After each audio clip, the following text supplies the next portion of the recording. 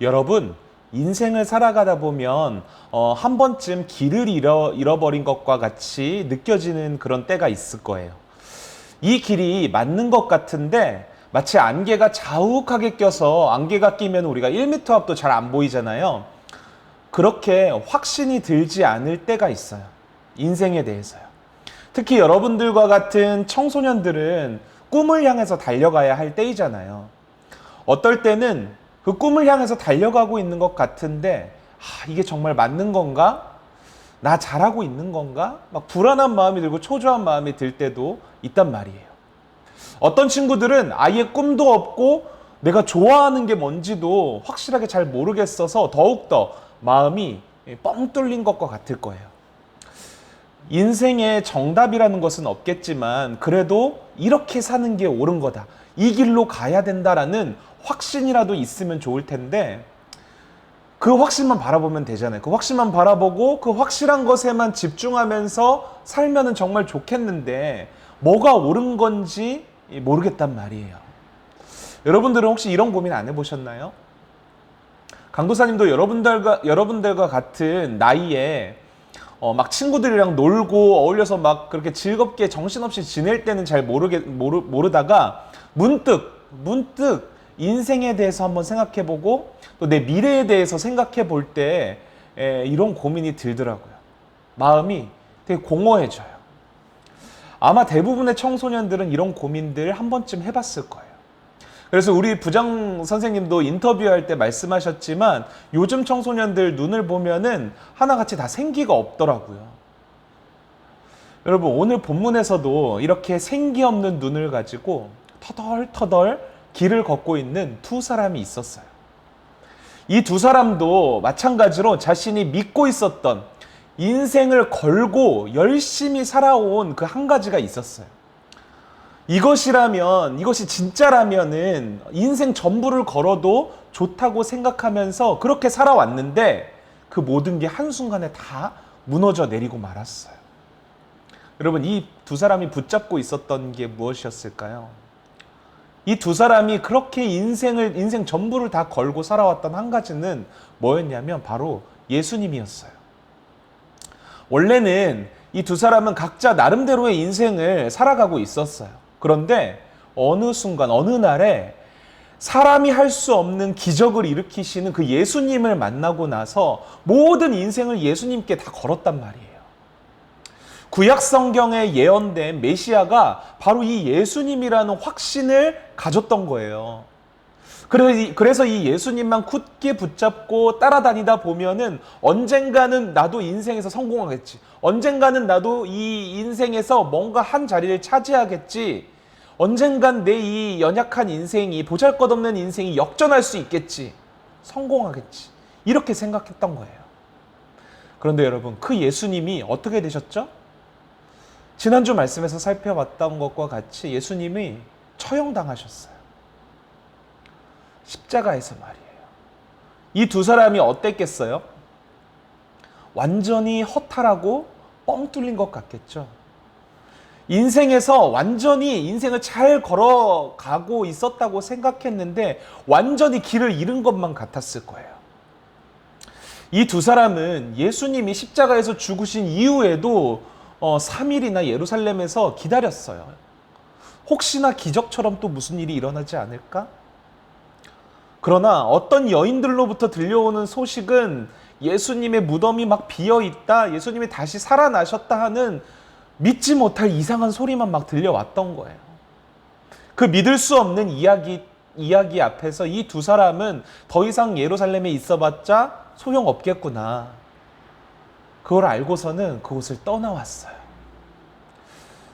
그래서 이 사람들이 어디로 가고 있었냐면은 성경에서는 예루살렘으로부터 25리 되는 곳이라고 기록되어 있는데 한 10km 정도 떨어진 곳에 엠마오라고 하는 마을을 향해서 걸어가고 있었단 말이에요. 뻥 뚫린 것과 같은 마음으로 이 두 사람은 터덜터덜 길을 걸어가고 있었어요. 너무 답답하고 앞이 보이질 않아서 지금까지의 일들을 가지고 두 사람은 막 걸어가면서 토론을 벌일 정도였어요. 이보게, 정말 이게 맞는 건가? 사람이 하지 못할 일을 하셨던 예수님이 십자가에서 죽으셨다네. 정말 이 모든 게 그냥 다 끝나버리고 만 것인 건가? 둘이서 막 끝나지 않을 것 같은 논쟁을 하면서 길을 걷고 있었는데 여러분 누가 나타나셨죠? 부활하신 예수님께서 그들 가운데 나타나셨어요. 그리고는 길을 걷고 있는 두 사람 옆에 나란히 함께 걷고 계시는 거예요. 그런데 여러분, 이 두 사람이 예수님을 알아봤을까요? 못 알아봤어요.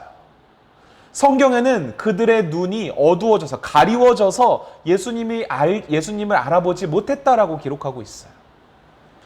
여러분, 인생을 걸고 예수님을 따라다녔던 두 사람인데 지금 이들은 지금 완전히 눈이 어두워져 있었다는 거예요.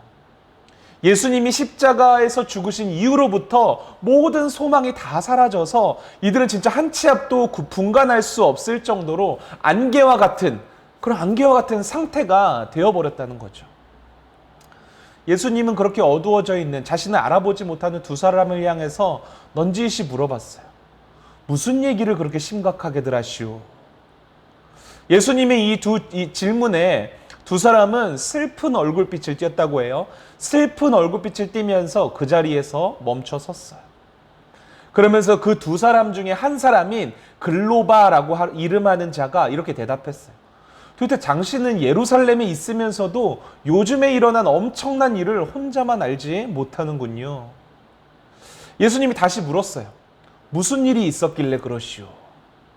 글로바는 예루살렘에서 있었던 예수님의 일에 대해서 쭉 이야기해 줬어요. 예수라고 하는 하나님과 모든 백성 앞에서 말과 일에 능력 있는 선지자가 있었는데 종교 지도자들이 재판에서 사형으로 몰고 가서 십자가에 못 박혀 죽은 일이 있었어.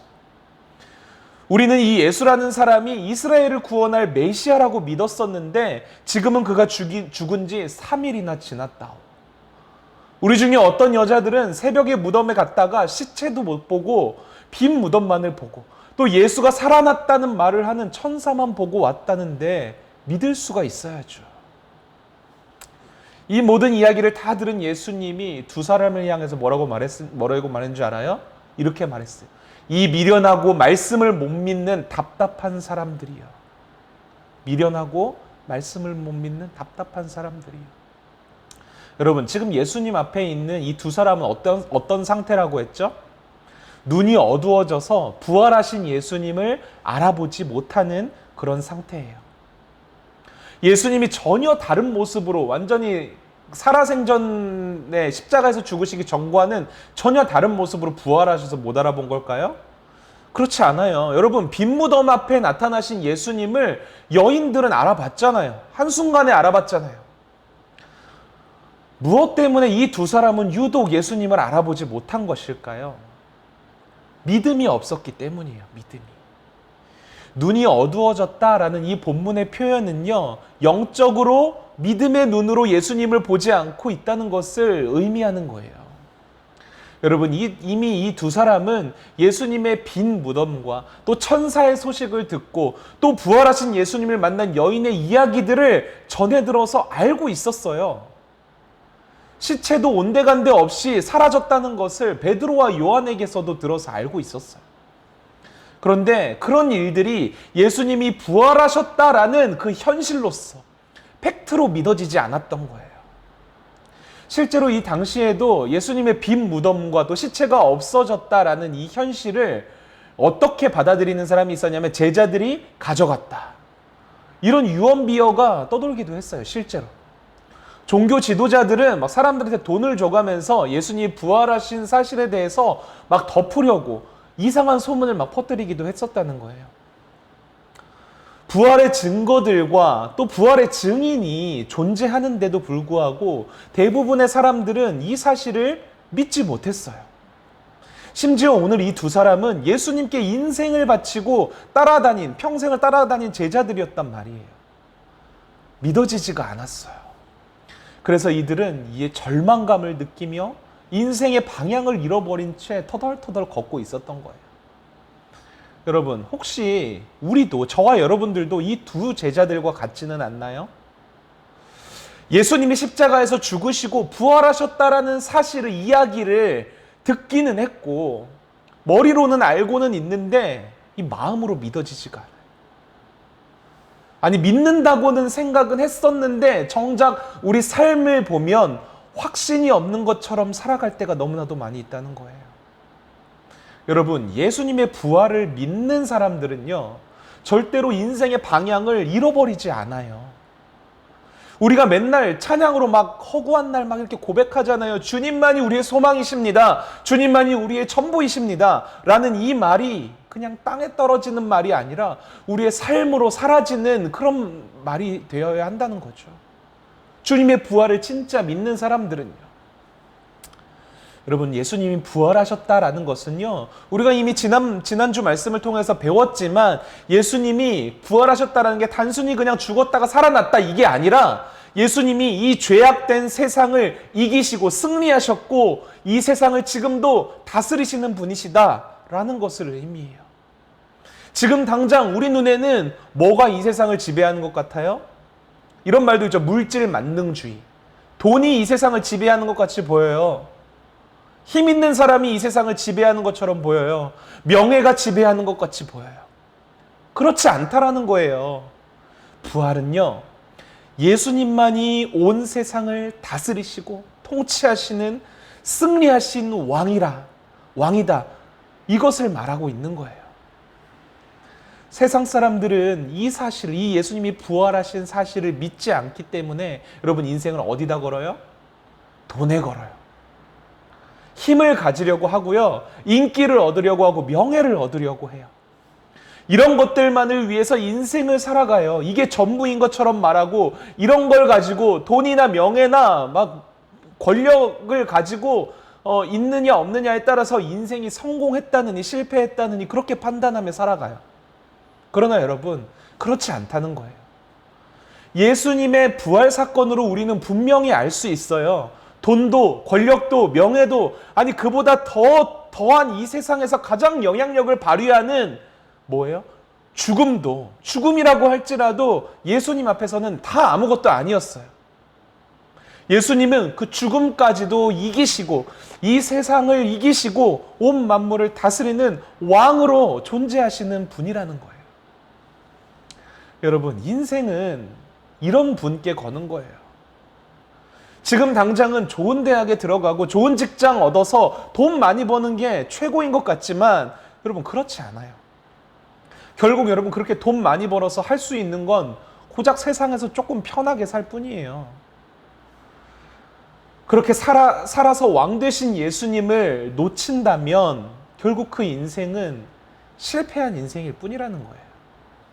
모든 인생의 목표와 방향성은 오직 부활하신 이 땅을 지금도 다스리시고 이 세상을 통치하고 계시는 예수님께로 향해야 한다는 거죠. 왜냐하면 예수님이 세상과 죽음을 이기시고 부활하셨기 때문이에요. 이 예수님, 부활하신 예수님을 믿는 자들에게만, 삶 속에서 그 믿음을 가지고 살아가는 사람들에게만 예수님이 이루신 그 승리와 부활의 영광을 주시거든요. 여러분, 이런 믿음을 가지고 사는 사람들은요, 정말로 매일매일 승리의 기쁨을 가지고 살아가요. 돈이 조금 없어도요, 행복하게 살아가요. 억울해 보이는 삶같이 보이지만, 좀 뒤처지는 삶같이 보이지만 기쁨이 넘치고요, 천국에서 누릴 수 있는 그 감격을 이 땅에서도 누리면서 살아간다니까요. 그런데 예수님을 믿는다고 말하는 우리도 그렇게 말하죠. 우리 예수님 믿는다고 말하죠. 예수님을 믿는다고 말하는 우리에게 왜 그 기쁨이 없을까요? 우리는 왜 그렇게 천국의 기쁨을 누리며 행복을 누리며 살아가지 못할까요? 예수님의 부활을 완전하게 믿지 못하기 때문에. 믿음이 없다는 것은요, 마치 오늘 본문의 두 사람처럼 예수님이 바로 앞에 계시는데도 불구하고 알아보지 못하는 것과 같아요. 눈이 어두워져서요, 바로 앞에 부활하신 예수님이 계시는데도 그분이 진짜 온 세상을 다스리는 왕이신 것을 알아보지 못해요. 온갖 증거와 증인들을 다 갖다 놔도 믿지 못해요. 그래서 어떻게 해요? 인생의 방향을 잃어버려요. 확신 없이 막 이것 쫓아갔다 저것 쫓아갔다 막 헛된 삶을 살아가요. 여러분, 우리의 삶이 이렇지는 않은지 한번 돌아봐야 해요. 인생에 꿈도 비전도 없고 목표도 활력도 없다면 거의 100%예요. 아직 믿음이 온전하지 못하다는 거예요. 예배를 드려도 감격도 없고 막 찬양하는데 기쁘지도 않아요. 이 찬양 언제 끝나는지 막 시계만 보고 있어요. 설교를 듣는데 막 말씀이 막 지루하고 도전도 받지 못한다면 여러분, 우리 자신의 믿음을 돌아봐야 한다니까요. 나는 예수님께서 이 세상을 이기시고 부활하신 승리하신 예수님이라는 사실을 정말로 믿고 있는가? 그 믿음으로 살아가고 있는가? 돌아봐야 한다는 거죠. 그래서 여러분, 우리의 믿음이 부족하다고 느껴진다면 어떻게 해야 할까요? 그럼 오늘 말씀을 한번 보세요. 엠마오로 향했던 두 사람도 믿지 못했어요. 예수님이 부활하셨다는 온갖 증거와 증인들을 갖다 놔도 믿지 못했고, 심지어 부활하신 예수님이 눈앞에 있는데도 알아보지 못했어요. 이렇게 믿음 없고 영적으로 눈이 어두워져 있는데 어떻게 해야 할까요? 다시 오늘 말씀을 보세요. 이 미련하고 믿음 없는 자들아 라고 말씀하시면서 예수님이 뭐를 하는지를 한번 집중해서 보세요. 믿음 없는 이 두 사람에게 구약 성경에 기록된 예수님과 관련된 말씀을 자세하게 설명해 주시기 시작했어요. 그러니까 쉽게 말해서 구약 성경을 본문으로 해서 설교를 하고 계신 거예요. 얼마나 자세하게 그 말씀을 설명하고 계시는지 그 말씀을 듣다가 10km나 되는 거리에 있는 그 마을에 거의 다 도착할 쯤이 된 거예요. 두 사람은 예수님께 이제 날이 저물었으니까 같이 머무르자고 이야기를 하죠. 예수님은 두 사람과 함께 머물 곳을 찾아서 들어가셨어요. 그리고 저녁 식사를 하기 위해서 두 사람과 함께 앉으신 예수님이 떡을 가지시고 축복 기도하시고 떼어서 그들에게 주셨어요. 바로 그때 여러분, 두 사람의 어두웠던 눈이 밝아져서 예수님을 알아보게 되었어요. 그러나 곧 예수님은 사라지고 말았죠. 여러분, 두 사람은 서로를 보면서 이렇게 이야기했어요. 오늘 본문 32절 말씀인데요. 우리 같이 한번 읽어볼게요. 시작. 그들이 서로 말하되 길에서 우리에게 말씀하시고 우리에게 성경을 풀어주실 때에 우리 속에서 마음이 뜨겁지 아니하더냐 하고. 여러분, 믿음이 없고 영적으로 어두워 있는 두 사람의 눈이 밝아졌어요. 드디어. 어떻게 밝아졌죠? 말씀을 통해서요. 성경 말씀을 듣고 그 말씀이 두 사람 안에서 뜨겁게 역사했더니 그들의 눈이 밝아진 거예요. 부활하신 예수님이 드디어 이제 눈에 들어오기 시작했고 믿어지기 시작하는 거예요. 여러분, 어떤 잘못된 믿음을 가지고 있는 사람들은요, 무슨 병 고침 받고 기적이 일어나고 내 사업이 막 잘 되고 성공하고 뭐 이런 이 기적과 표적들이 나타나야지 믿을 수 있다고 주장해요. 그런데 여러분, 그게 아니에요. 믿음이라는 것은요, 기적이 일어난다고 믿어지는 게 아니에요. 어떤 증거나 증인이 있어도 안 돼요. 믿어지지 않아요. 여러분, 제자들도 수많은 기적들을 예수님 바로 옆에서 보고도 예수님의 부활 사실을 믿지 못했어요. 빈 무덤과 여인들의 증언을 듣고도 못 믿었어요. 예수님이 나타나셨는데도, 눈앞에 나타나셨는데도 못 믿었다는데 여러분, 말 다 했죠. 여러분, 오늘 말씀에서도 예수님이 왜 두 제자에게 자신이 내가 부활하신 예수님이다 라고 말씀하시지 않은 줄 아세요? 자신의 정체를 밝히지 않은 줄 아세요? 한번 생각해 봐요.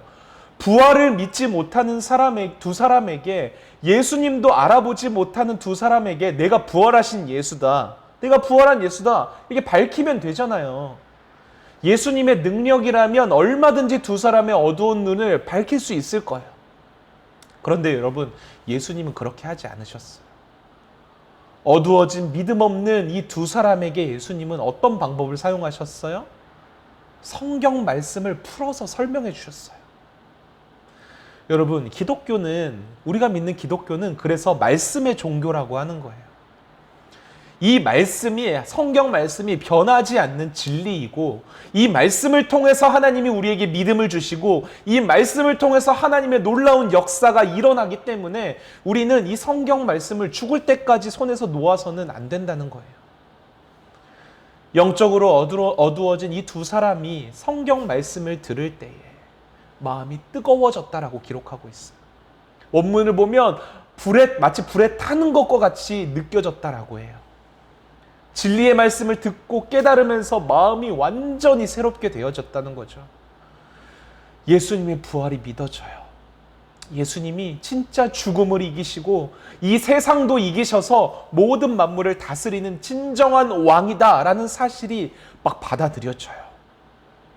온 세상에서 유일하게 예수님만이 소망이시고 모든 인생들이 붙잡아야 할 분은 예수님밖에 없다는 사실을 마음속 깊이 믿는 거예요.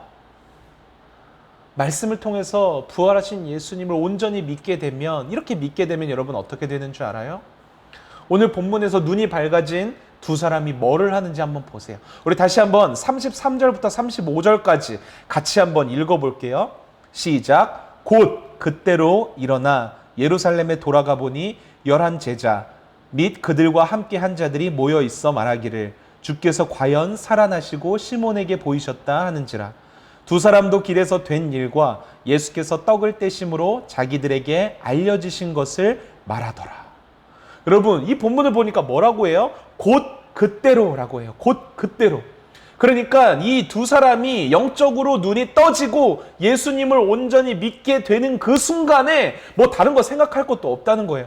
뭐 지체할 것도 없이 그 자리에서 일어나서 왔던 길을 다시 되돌아가요. 예루살렘으로 돌아갑니다. 아무런 소망도 없다고 느껴졌던 그 예루살렘으로 돌아가서 제자들을 만나서 뭐를 하죠? 자신들이 깨닫게 된 예수님의 부활 소식을 증거해요. 전해요. 맞아요, 여러분. 말씀을 통해서 부활하신 예수님을 온전히 믿게 되잖아요.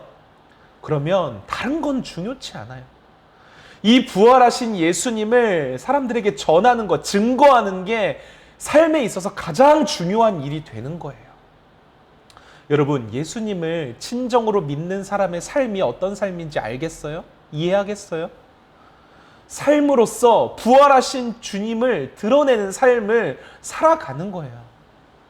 그게 우리 인생, 모든 인생들의 유일한 목적이고 방향성이 되는 거예요. 그리고 그렇게 살아갈 때에 비로소 주님의 부활이 주는 기쁨과 행복이 우리의 삶 가운데서도 막 솟아나고 경험되어지는 거예요. 천국의 기쁨을 누린다는 게 바로 이렇게 살아가는 것에 있는 거예요, 여러분. 여러분, 제가 지난번 설교에서도 말했죠. 전도는요, 예수님을 증거하는 전도는요, 숙제가 아니라고요. 이 세상을 이기시고 다스리시고 있는 부활하신 예수님을 온전히 믿으면 이 예수님을 막 전하고 싶어서 막 안달이 난다니까요.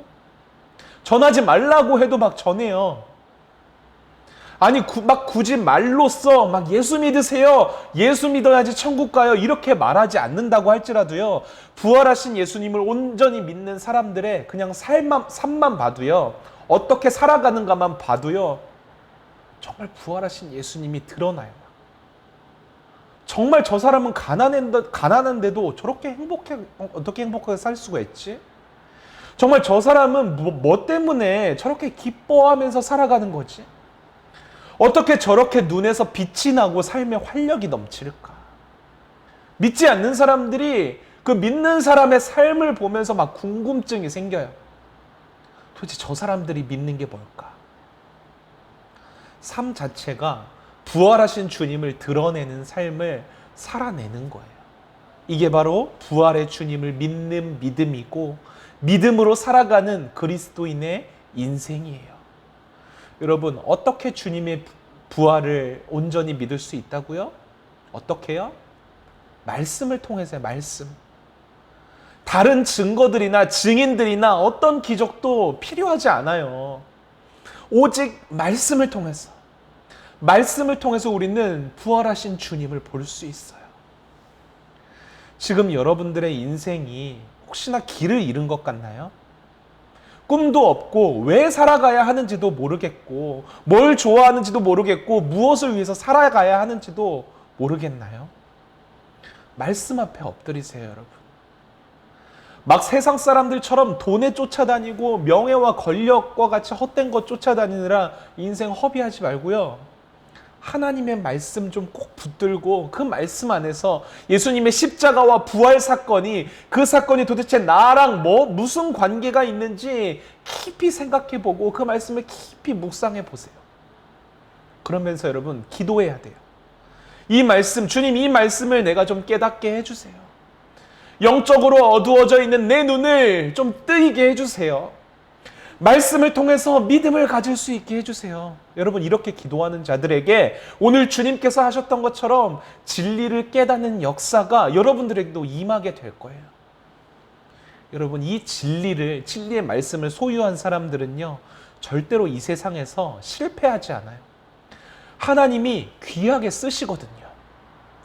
여러분들 없던 꿈도 막 생길 거고요. 인생의 방향도 깨닫게 될 거고요. 내가 지금 당장 무엇을 해야 할지가 막 눈에 보이게 될 거예요.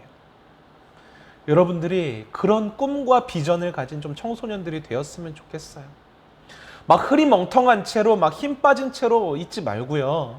오늘부터라도 여러분 아직 방학이죠? 집에서 막 하루 종일 넷플릭스 보고 핸드폰 게임할 시간에요. 성경 보세요. 성경 좀 깊이 빠져들어서 좀 들여다보세요. 읽다가 이해가 안 되면요. 찾아오세요, 저한테. 선생님들 붙들고 좀 물어보세요.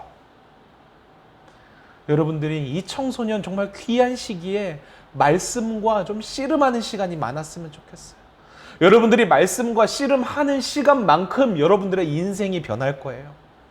간절히 바라기는 우리 기참말 모든 친구들이 말씀을 통해서 주님을 향한 온전한 믿음을 좀 가졌으면 좋겠어요.